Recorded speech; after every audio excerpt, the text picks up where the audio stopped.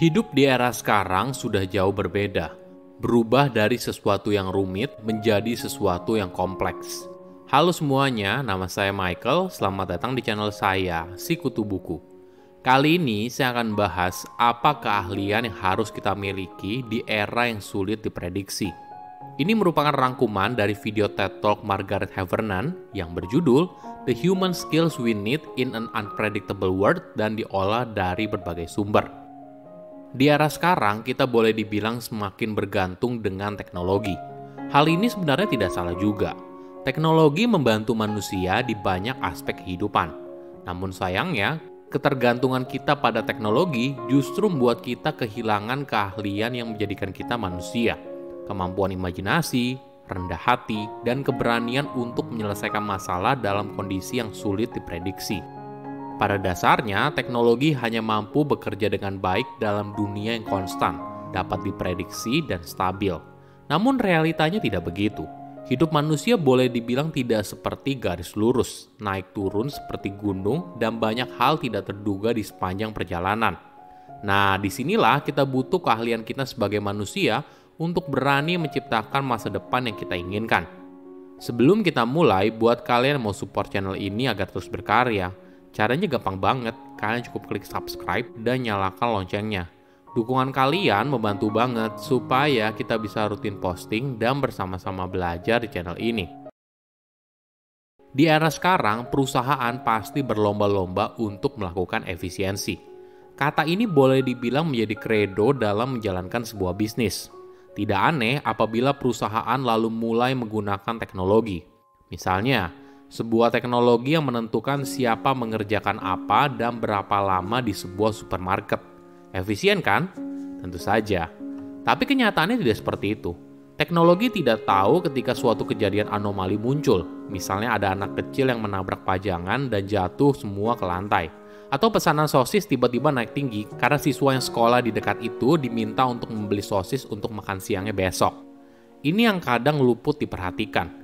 Di era sekarang, dunia semakin sulit terprediksi.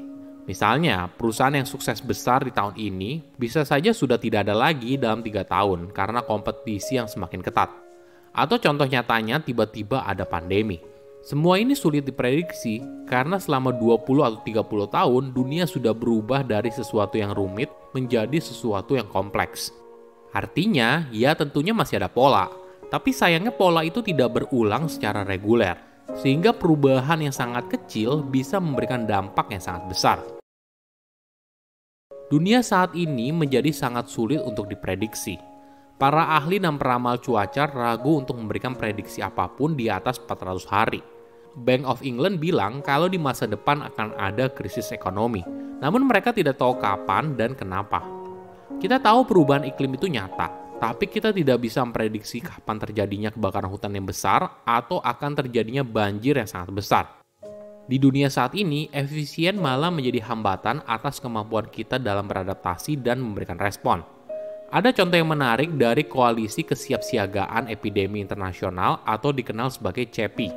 Pandemi kali ini menyadarkan kita banyak hal.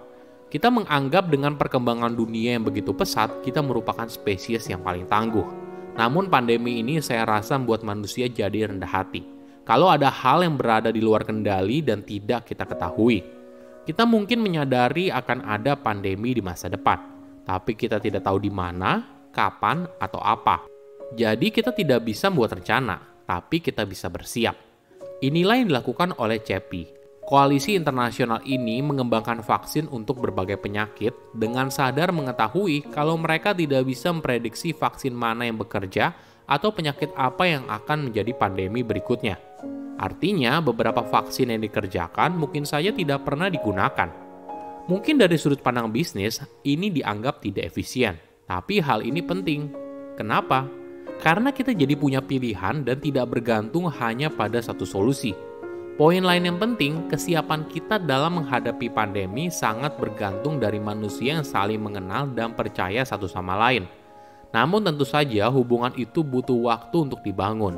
Jangan sampai ketika pandemi tiba, semua orang tidak siap dan para ilmuwan tidak saling kenal, sehingga mereka kesulitan untuk bekerja sama dalam menemukan solusi terbaik.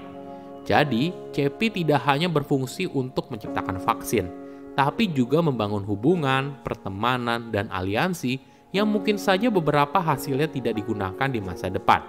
Tidak efisien, dianggap buang-buang waktu, tapi penting. Pola pikir yang sama juga kita bisa lihat di industri perbankan. Di zaman dulu, bank terbiasa hanya memiliki cadangan modal yang lebih kecil daripada yang dipersyaratkan saat ini. Kenapa? Jika bank terlalu efisien, artinya mereka berusaha sebisa mungkin memegang cadangan uang sekecil mungkin. Tapi di sisi lain, hal ini membuat bank jadi rentan ketika terjadi krisis ekonomi. Nah, sekarang memiliki cadangan uang lebih banyak mungkin terlihat tidak efisien, tapi penting untuk melindungi sistem ekonomi dari kejutan di masa depan. Bagaimana jika kamu terjebak dalam sebuah sistem yang keras kepala? Sistem yang mengagung-agungkan efisiensi di atas segalanya. Mulailah dengan sebuah eksperimen. Di Belanda, jasa perawat yang datang ke rumah seringkali dijalankan seperti sebuah sistem di supermarket. Misalnya sebuah pekerjaan yang waktunya sudah terstandarisasi dan dijadwalkan dari menit ke menit. 9 menit di hari Senin, 7 menit di hari Rabu, dan sebagainya. Perawat tentunya tidak menyukai sistem ini. Hingga salah satu dari mereka bernama Jos de Blok menawarkan sebuah eksperimen. Karena setiap pasien itu berbeda dan kita tidak tahu 100% apa yang mereka butuhkan, bagaimana bila kita berikan keputusan itu kepada perawat yang sedang bekerja? Tentunya ide ini terlihat sembrono, namun hasil berkata lain. Jos menemukan pasien menjadi lebih baik dari setengah periode waktu rata-rata dan biaya menurun hingga 30%. Tentunya hal ini sulit diprediksi jika kamu hanya duduk di depan komputer dan membaca laporan. Di Inggris, salah satu tim rugby terkenal bernama Saracens punya program yang unik.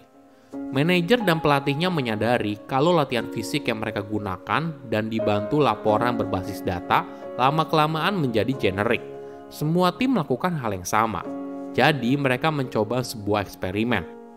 Mereka lalu membawa satu tim untuk outing, bahkan di musim bertanding untuk bermain ski dan melihat proyek sosial di Chicago.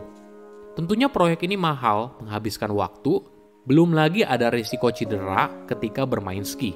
Tapi hasilnya justru menarik. Para anggota tim kembali pulang dengan ikatan loyalitas dan solidaritas yang baru. Ketika mereka sedang bertanding dan berada di bawah tekanan yang luar biasa, mereka masih bisa menunjukkan kepercayaan yang tinggi di antara anggota tim. Lawan mereka pun terkejut melihat perubahan tersebut, tapi belum punya keberanian untuk melakukan hal yang sama karena dianggap tidak efisien. Teknologi tentunya banyak memberikan dampak positif bagi hidup manusia. Namun terlalu tergantung pada teknologi membuat kita tumpul dalam memahami dunia yang kompleks. Ketika para pengusaha atau pemimpin perusahaan yang bisnisnya hampir bangkrut, alasan mereka tetap berjuang bukanlah data atau teknologi, tapi teman dan kolega mereka di kantor. Namun di era sekarang, ketika para eksekutif muda yang karirnya moncer ditanya siapa teman mereka di kantor, mungkin jawaban mereka tidak ada. Entah tidak punya waktu, terlalu sibuk, dan sebagainya. Namun pertanyaannya, siapa yang akan memberikan kamu imajinasi, stamina, dan keberanian ketika badai datang? Silahkan komen di kolom komentar pelajaran apa yang kalian dapat ketika tahu informasi ini. Selain itu, komen juga mau tahu informasi apa lagi yang saya review di video berikutnya. Saya undur diri, jangan lupa subscribe channel YouTube Sikutu Buku. Bye-bye.